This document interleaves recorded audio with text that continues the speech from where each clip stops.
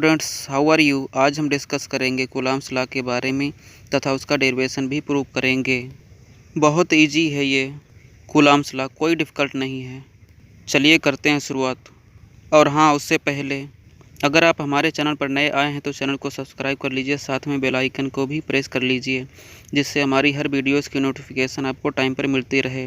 Video अगर पसंद आए तो लाइक कीजिए, दोस्तों के साथ शेयर कीजिए। Let's start. कूलॉम ने ये नियम सन 1785 ईस्वी में दिया था। उन्होंने ये बताया था कि दो आवेशों के बीच लगने वाला बल कैसा होगा। तो बल कैसा होगा आइए देख लेते हैं। इसको एक डिफिनीशन के थ्रू समझते हैं। दो स्थिर बिंदु आवेशों के बीच लगने वाला आकर्षण अथवा प्रतिकर्षण का बल दोनों आवेशों की मात्राओं के गुणनफल के अनुक्रानुपाती तथा उनके बीच की दूरी के वर्ग के व्युत्क्रमानुपाती होता है। यह बल दोनों आवेशों को मिलाने वाली रेखा के अनुदिश होता है। इस डिफिनीशन को एक डायग्राम के थ्रू समझते हैं। हमने स्टूडेंट्स यहाँ पर दो आवेश लिए हैं Q1 व Q2, जिनके बीच की दूरी R है। आवेश ये दोनों पार्टिकल की तरह है, क्योंकि अगर बड़े आवेश लेंगे तो इनके दोनों के बीच में बहुत ज़्यादा रिपल्सन होगा। मतलब अगर हम आवेश पॉजिटिव दोनों लें Q1 Q2 तो इनके बीच बल प्रतिकर्षण लगता है। अगर दोनों आवेश Q1 व Q1 को पॉजिटिव Q2 को नेगेटिव लें तब इनके बीच आकर्षण बल लगता है, जो कि उसके दूरी के वर्ग के व्युत्क्रमानुपाती होता है, मतलब उल्टा होता। ठीक है स्टूडेंट्स, अब हम इसका डेरिवेशन प्रूव करेंगे। यदि दो बिंदु आवेशों Q1 व Q2 एक दूसरे से r दूरी पर स्थित हैं तो उनके बीच लगने वाला बल F अनुक्रानुपाती Q1 Q2 अपान R स्क्वायर अथवा F = K Q1 Q2 अपान R स्क्वायर। समीकरण 1। यहाँ पर जो वैल्यू आई है F = K एक अनुक्रानुपाती नियतांक है जो ये बताता है कि दोनों आवेश किस माध्यम में स्थित हैं। ठीक है, इसीलिए यहाँ से प्रोपोर्शनल हटाया, K लगा दिया। हिंदी में प्रोपोर्शनल इस चिन्ह को अनुक्रानुपाती बोलते हैं। ठीक है, तो ये इक्वेशन फर्स्ट हो गई। F = K Q1 Q2 अपान R square, equation number first. जहाँ K एक अनुक्रानुपाती नियतांक है, हम पहले ही बता चुके हैं कि दोनों आवेश किस मीडियम में, उस चीज़ को ये K बताता है। ठीक है, जिसका मान आवेशों के बीच के माध्यम पर तथा आवेश दूरी व बल के मात्रकों पर निर्भर करता है। यदि बल का मात्रक न्यूटन, आवेश का मात्रक कूलाम ले, मतलब ठीक है, दूरी का मात्रक मीटर तथा दोनों आवेश निर्वात में स्थित हो। निर्वात का मतलब क्या, जहाँ पर वायु ना हो। ठीक है, तब K का मान प्रयोगों द्वारा ज्ञात है 9.0 × 10⁹ न्यूटन मीटर स्क्वायर बटे कूलाम स्क्वायर आता है। अब ये K की वैल्यू समीकरण 1 में रखेंगे, तब जो वैल्यू आएगी F = 9.0 × 10⁹ Q1 Q2 अपान R स्क्वायर, बल का मात्रक न्यूटन होता है। ठीक है, तो ये इक्वेशन हो गई।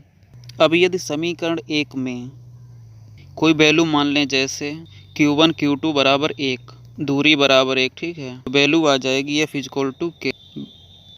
तो इस इक्वेशन में फर्स्ट में ये F = K आ जाएगा। K की वैल्यू हमें पता है 9.0 × 10⁹ न्यूटन होती है। ठीक है,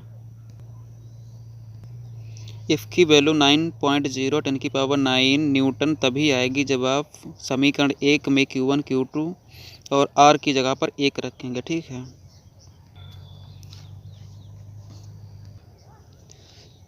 यदि बिंदु आवेश निर्वात अथवा वायु में स्थित हो तब सुविधा के लिए समीकरण 1 में अनुक्रानुपाती नियतांक K को 1/4πε0 लिखा जाता है।